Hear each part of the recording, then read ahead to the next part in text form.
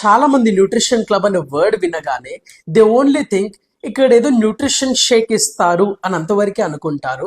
ఒకవేళ మీరు అలానే అనుకుంటే ఈ వీడియో కంప్లీట్ గా చూడండి, so that you will really understand what is the nutrition club. So nutrition club కమ్యూనిటీలో మీరు పార్ట్ అయినప్పుడు you will have lot of benefits. First, as you already know, మీకు ఇక్కడ న్యూట్రిషన్ ఫుడ్ అనేది ఇస్తాం, which is the replacement of your breakfast. And afternoon lunch, evening snack ఏం తినాలి, ఒక బ్యాలెన్స్డ్గా ఎలా తినాలి, ఇవన్నీ కూడా మీకు ఎడ్యుకేట్ చేస్తాం. ఒక ప్రాపర్ అకౌంటబిలిటీ గ్రూప్ అనేది మీకు ఉంటుంది. సో దట్ మీరు ఎవ్రీ సింగిల్ డే మీరు లంచ్కి, స్నాక్కి, డిన్నర్కి ఏం తింటున్నారో మీ మీల్ పిక్చర్స్ అప్డేట్ చేయడానికి. So that will help you to be more discipline on the programme. చాలా వెయిట్ లాస్ ఛాలెంజెస్ ఉంటాయి, like weight loss marathons, body transformation challenges. So మీ రిజల్ట్స్ ట్రాక్ చేసుకోవడానికి హెల్ప్ అవుతాయి. Lot of programmes, family day, life style day, మీకంటూ చాలా motivation, inspiration ఉండడానికి ఇవన్నీ కూడా చాలా హెల్ప్ అవుతాయి. అండ్ న్యూట్రిషన్ క్లబ్ కమ్యూనిటీలో you will have a beautiful social life. This will help you to reduce your stress levels and చాలా హ్యాపీగా ఉండడానికి కూడా సపోర్ట్ చేస్తుంది. అండ్ ఇలాంటి పాజిటివ్ గ్రూప్ ఆఫ్ పీపుల్ మధ్యలో ఉన్నప్పుడు మీరు చాలా పాజిటివ్గా ఉంటారు, మీ మైండ్ సెట్ కూడా చాలా పాజిటివ్గా ఉంటుంది. అండ్ న్యూట్రిషన్ క్లబ్ కమ్యూనిటీలో we will give lot of education and knowledge.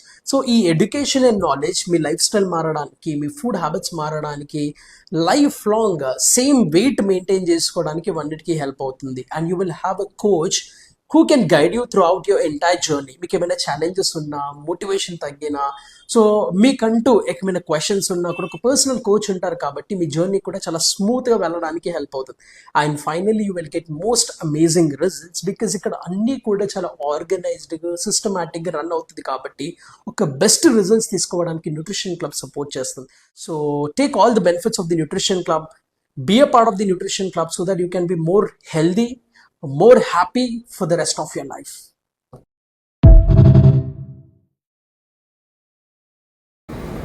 Hi friends, నేను Ramakant, wellness coach, Satyasai nutrition centre, Nirmal. ఈరోజు మనం తెలుసుకోవాల్సింది ఏంటంటే మనం తీసుకునే ఆహారం. ఈ ఆహారము ఎలా స్టోరేజ్ అవుతుంది, ఎలా పండిస్తున్నారు, ఎలా కుకింగ్ చేసుకుంటున్నాం అన్నది తెలుసుకోవాలా. ఎందుకంటే మనము మన బిజీ షెడ్యూల్, మన లైఫ్, ఒక్కొక్కరు విధానం, వాళ్ళు లైఫ్ స్టైల్ ఉండడం, సరిగా పడుకోకపోవడం, ఈ 5G టెక్నాలజీ రావడం వలన ఈ సెల్ ఫోన్స్ కానీ, రిమోట్ కానీ, టీవీలు కానీ, ఫ్రిడ్జ్లు అన్నీ వచ్చినాయి. టెక్నాలజీ ఎంత డెవలప్ అవుతుంటే మనకు రోగాలు అనేవి అంత డెవలప్ అవుతున్నాయి. దీనివల్ల పబ్లిక్ చాలామంది హెల్త్ ఇష్యూస్తో సఫర్ అవుతున్నారు. వాళ్ళు హాస్పిటల్ చుట్టూ సిక్ అయి తిరుగుతున్నారు. ఎందుకంటే తీసుకునే ఆహార లోపమే మెయిన్. అసలు మనం తీసుకునే ఆహారంలో సరైన పోషకాలు లేనందువల్లనే మనము సిక్ అవుతున్నాం. ఎందుకంటే గతంలో మన పెద్ద మనుషుల జమానాలో మంచి పోషకాహారం లభిస్తుండే, మనం సరిగ్గా ఉంటుండే. మనం ఇంట్లో అంటే పొద్దున్న లేచి నుండి మన కాలకృత్యాల నుండి సాయంత్రం పండుకునే వరకు కూడా మనం ఎక్కువ నడిచేవారము. ఇప్పుడు ప్రతి చిన్నదానికి కూడా వెహికల్స్ తీసుకుంటున్నాం, వెహికల్స్తోనే నడుస్తున్నాం, వెహికల్స్తోనే తిరుగుతున్నాం. అందువలన చాలా ఇబ్బందులకు గురవుతున్నాం. అయితే చాలామంది ఈ ఎక్సర్సైజ్ లేక, సరైన న్యూట్రిషన్ లేక, ఈ లోపం వలన వాళ్ళ హెల్తీ లైఫ్ స్టైల్ అనేది దెబ్బతింటున్నది. దానివలన అనారోగ్యం గురవుతున్నారు. ఈ అనారోగ్యము ఎందుకు గురవుతుందంటే సరైన ఎక్సర్సైజ్ చేయడం లేదు, సరైన పోషకాలు తీసుకోవడం లేదు. అందువలన ఈ వెల్నెస్కి వస్తే మీ సిక్నెస్ నుంచి దూరం కలుగుతారు, ఆరోగ్యం కూడా బాగా మంచి అవుతుంది. అందుకొరకే ఇవాళ మార్క్యూస్ గారు తన తల్లి అధిక బరువు వల్ల చనిపోవడం వలన అమెరికాలో గత 45 సంవత్సరాలుగా కనిపెట్టి ప్రస్తుతం భారతదేశంలో 20 సంవత్సరాలుగా నిరాటంకంగా ఎలాంటి సైడ్ ఎఫెక్ట్స్ కొట్టకుండా మంచి పోషకాలు ఇచ్చి మన బాడీకి లో క్యాలరీస్, హై విటమిన్స్, తక్కువ కార్బోహైడ్రేట్స్తో ఇవ్వడం వలన మనం ఫ్యాట్ లాస్ కానీ, మళ్ళీ వెయిట్ గెయిన్ కావాలంటే దానికి సంబంధించిన సప్లిమెంట్స్తో వెయిట్ గెయిన్ కూడా కావడం జరుగుతుంది. ఎందుకంటే మనము మన షేప్స్ ఎలా మారుతున్నాయంటే అసలు యువకును ఒక తీరు, తర్వాత సరైన ఎక్కువ జంక్ ఫుడ్, మైదా, షుగరు, సాల్ట్, ఆయిల్ ఎక్కువ ఒబిసిటీకి గురవుతున్నాం. అసలు మరి వెల్నెస్కి ఎందుకు రావాలి అంటే హాస్పిటల్కి పోవద్దు. హాస్పిటల్ పోవద్దు అన్నప్పుడు మనం రావాల్సిందే. ప్రపంచవ్యాప్తంగా 39% పెద్దలు ఓవర్ వెయిట్, ఒబిసిటీతో బాధపడుతున్నారు. ఇది ప్రపంచ ఆరోగ్య సంస్థ చెప్పింది, మనకు తెలియదు. 2027 వరకు దాదాపు 8.5 బిలియన్స్ దాటిపోతారు, ఒబిసిటీకి గురవుతారు. అయితే చేదు వార్త ఏంటంటే ప్రస్తుతం డాక్టర్లు కూడా ఒబిసిటీకి గురవుతున్నారు. 20% డాక్టర్లు, 53% డయాబెటిక్ గురవుతున్నారు, 24% హైపర్ టెన్సివ్కి గురవుతున్నారు. దానివల్ల చాలా ఇబ్బందులకు గురవుతున్నారు. అందువలన వెల్నెస్ అన్నది చాలా ముఖ్యం. మనము హాస్పిటల్ పోవద్దు. మనం హెల్త్ బాగా చేసుకోవాలంటే ఖచ్చితంగా వెల్నెస్కి రావాల్సిందే. ఎందుకంటే ఇవాళ మన వయసు తక్కువ ఉంటుంది, వృద్ధాప్య దశలు ఎక్కువ వస్తున్నాయి. 24 ఏళ్ళ వయసు కూడా 54 ఏళ్ళ వయసు వరకు లెక్క కనబడుతున్నారు. ఎందుకంటే చాలామంది ఒబిసిటీకి గురవుతున్నారు, పూర్ న్యూట్రిషన్ తీసుకుంటున్నారు, సరైన నిద్రపోవడం లేదు, ఫిజికల్ ఎక్సర్సైజ్ అన్నట్టు లేవు అసలు. దానివలన దాదాపు 1950లో ఒక తీరు ఉంటే 2014 వచ్చే వరకు మొత్తం మారిపోయింది. ఈ గ్లోబల్ పాపులేషన్కి తగ్గట్లు ప్రపంచ ఆరోగ్య సంస్థ కూడా ఏమంటుందంటే, అయ్యా బాబు వెల్నెస్ పోండి, హాస్పిటల్కు తిరగకండి, మీ ఆరోగ్యం బాగుపరచుకోండి అని చెప్తున్నారు.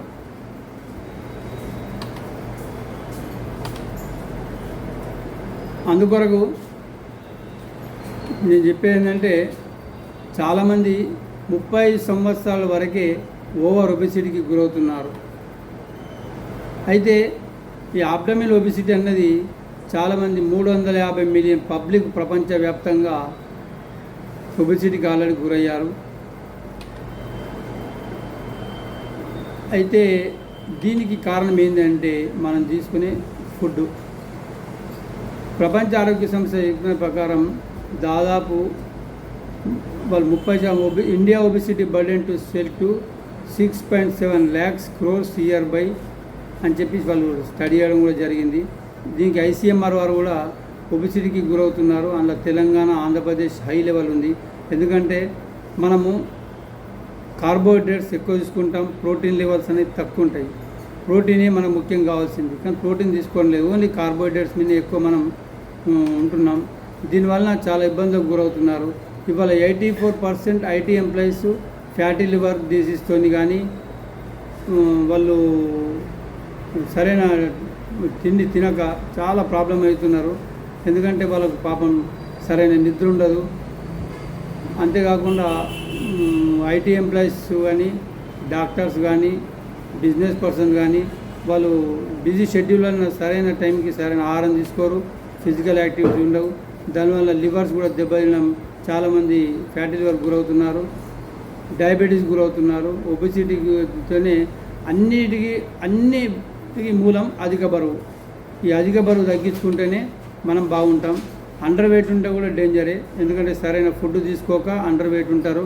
వాళ్ళు కూడా మంచి ఎక్సర్సైజ్ చేసి మంచి ఫుడ్ తీసుకుంటే అండర్ వెయిట్ వారు కూడా ఎత్తుకు తగ్గ బరువు ఉంటారు. దీనికి చాలామంది, సగం మంది భారతీయులు అసలు వ్యాయామం చేయడం లేదు. ఇప్పుడు 50% ఇండియన్స్ శారీరక శ్రమ లేని వారు ఎంతమంది అంటే 49% ఉన్నారు. పురుషుల కంటే మహిళలు ఎక్కువ అవుతున్నారు. ఇట్లయితే దేశంలో 2030 వరకు 60% మంది ఒబిసిటీకి గురై చాలా ప్రాబ్లమ్స్ ఎదుర్కొంటారు. ఎందుకంటే అంత బిజీ లైఫ్ స్టైల్. ప్రతి ఒక్కరూ వంట వండుకోవడం లేదు. జొమాటో, స్విగ్గీ, ఊబర్, ఇంకా KFC అనుకుంటా, అదొకటి అనుకుంటా, దాదాపు 35+ ఫుడ్ యాప్స్ ఉన్నాయి. ఆర్డర్ పెట్టుకుంటున్నారు, తింటున్నారు. మళ్ళీ అంతకాకుండా mental challenges, nobody is talking, ఎక్కువతో మాట్లాడడం లేదు. ఎక్కువ శాతం మంది ఫోన్లలో ఉంటున్నారు. కమ్యూనిటీతో కలిసి ఉండడం లేదు, తిరగడం లేదు, చేయడం లేదు. గతంలో గ్రామాలలో ముచ్చట్లు పెట్టుకుంటా తిరుగుకుంటా 6-7 గంటలకే భోజనాలు చేసి అందరం కలిసిమెలిసి ఉంటుండేవాళ్ళం. ఇప్పుడు అవన్నీ లేవు, దానివల్ల ఇబ్బందులకు గురవుతున్నారు. అందుకొరకు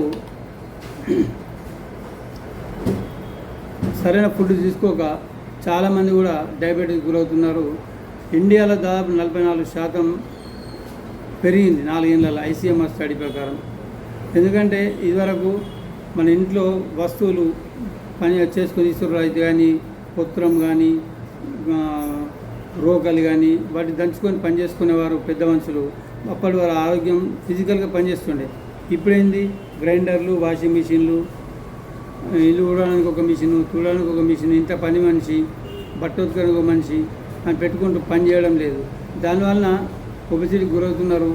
మళ్ళీ no physical activity, stressful life, video games, cell ఫోన్లు, ఫాస్ట్ ఫుడ్లు, హ్యాకర్ ఫుడ్స్, ఎక్కువ ప్రాసెసింగ్ ఫుడ్, ఇన్స్టాంట్ ఫుడ్లు, అవి ఎక్కువ టీవీ చూడడం, కూర్చొని తినడం. పిల్లలు కూడా చిన్న పిల్లలు కూడా ఇవి ఒబెసిటీకి గురవుతున్నారు. ఎందుకంటే వాళ్ళు అసలు పని చేయాలి, పండుకొనే టీవీ చూడడం, పండుకొనే కూర్చుండడం, పండుకొనే ల్యాప్టాప్ పెట్టుకొని చూడడం, దీనివల్ల చాలా ఇబ్బంది గురవుతున్నారు. దాదాపు ఒకప్పుడు అన్ని పనులు మనమే చేసుకునేవారం కాబట్టి నాజుగ్గా ఉండేవారం. ఇప్పుడు అన్ని టెక్నాలజీతో పనిచేస్తున్నాం కాబట్టి ఒబెసిటీకి గురవుతున్నాం. అప్పుడు పెద్ద మనుషులు హార్డ్ వర్క్ నాగలు పెట్టి దున్నేవారు. ఇప్పుడు అక్కడనే ఇదే ఫుడ్ తింటుండే, వాళ్ళకు అన్ని అరుగుతుండే, ఫ్యాట్ రాకపోతుండే. ఇప్పుడు స్మార్ట్ వర్క్ అయింది, మళ్ళీ నార్మల్ ఫుడ్డే ఉండేది. అందువరకు మనం ఏం చేయాలా, ఫుడ్ అన్నది 5G టెక్నాలజీ ఫుడ్కి తగ్గట్టు చేంజ్ చేసుకోవాలి మనం కూడా. ఈ పెస్టిసైడ్స్ని కూడా చూడండి, చాలామంది పిల్లలు కూడా పుట్టట్లేదు, IVF అని తిరుగుతున్నారు. ఎందుకంటే తినే ఫుడ్ లోపం వల్లనే వాళ్ళకు ప్రాబ్లమ్స్ వస్తాయి. కానీ వేరే దానివల్ల ఈ ఎక్కువ పెస్టిసైడ్స్ అంటే భూసారం కూడా తగ్గిపోతున్నది. దీంతో మెడికల్ కాంప్లికేషన్స్ మస్తు అవుతున్నాయి. స్ట్రోక్స్ రావడం కానీ, కరోనరీ ప్రాబ్లం కానీ, డయాబెటీసు, సివియర్ ప్రాబ్లమ్స్ కానీ, క్యాన్సరు, ఫెబ్రవరి, స్కిన్, గోడ్, నానాలకి ఫ్యాటీ లివర్ వస్తున్నది, పుల్మనరీ డిసీజ్ వస్తున్నాయి, ఆర్థరైటిస్ వస్తున్నాయి, ఇంకా గాల్ బ్లాడర్ ప్రాబ్లమ్స్ వస్తున్నాయి, ఎన్నో ప్రాబ్లమ్స్ వస్తున్నాయి. కానీ మనం తీసుకునే ఫుడ్ని మాత్రం చేంజ్ చేసుకోవట్లేదు.